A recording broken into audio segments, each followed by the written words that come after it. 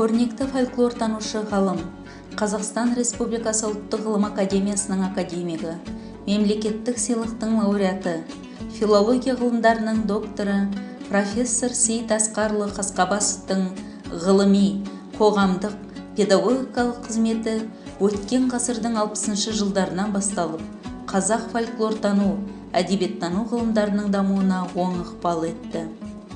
Ол 1969 жылы «Казахская волшебная сказка» атты кандидаттық диссертациясын, 1989 жылы Мәскеуде «Жанры казахской народной прозы» атты тақырыпта докторлық диссертациясын қорғады. Фольклор зерттеуде теориялық және практикалық тұрғыдан жемісті еңбек етті. Ғалымның қазақтың халық прозасы, абай және фольклор, жаназық, алтын жылға, ой өріс және тағы да басқа монографиялары, 300-ден астам ғылыми зерттеу мақалалары бар. «Казахская волшебная сказка» атты монографиясын Одақтық ғылым академиясының төралқасы республикалар арасында шыққан үздік академиялық 5 еңбектің бірі деп бағалады. Сейіт аға зерделі ғалым ғана емес, ғылымның білікті ұйымдастырушысы. Қазақ ғылым академиясының қоғамдық ғылымдар бөліміндегі ғылыми хатшылықтан бастап, мемлекеттік деңгейдегі жоғарғы басшылық қызметтерді атқарған саяси қайраткер. 1988 жылы Қазақстан Компартиясы орталық комитетінде кеңесшілік қызметке тағайындалды. Саяси жұмысты ұлт мүддесімен байланыстыра білген ғалым алаш арыстарын ақтау жұмысына белсене араласты. Ғалымның білім, ғылым және спорт, сондай-ақ жастар ісі жөнінде атқарған қызметі өз алдына бір төбе.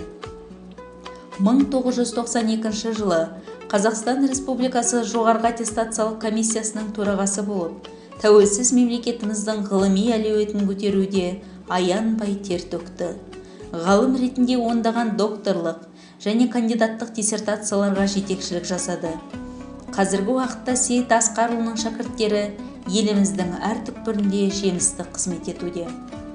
1993 жылы ТМД елдері жоғарғы аттестациялық комиссияларының қауымдастығын құрып, оның төрағасы 1994-97 жылдары Мұхтар Әуезов атындағы әдебиет және өнер институтында институт директорының орынбасары, қолжазба және текстология бөлімінің меңгерушісі болып қызмет атқарды.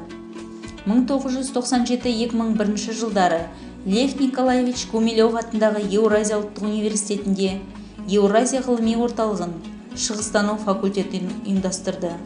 2001-2010 жылдары әдебиет және өнер институтының директоры, 2010-2019 жылдары Еуразия университетінің қазақ әдебиеті кафедрасының меңгерушісі болды. Сейіт Асқарұлы Қасқабасовтың бастамасымен және басшылығымен мәдени мұра мемлекеттік бағдарламасы бойынша тұңғыш рет бабалар сөзі сериясымен 100 томдық басылымды шығару қолға алынды. Жоба ойдағыдай аяқталды.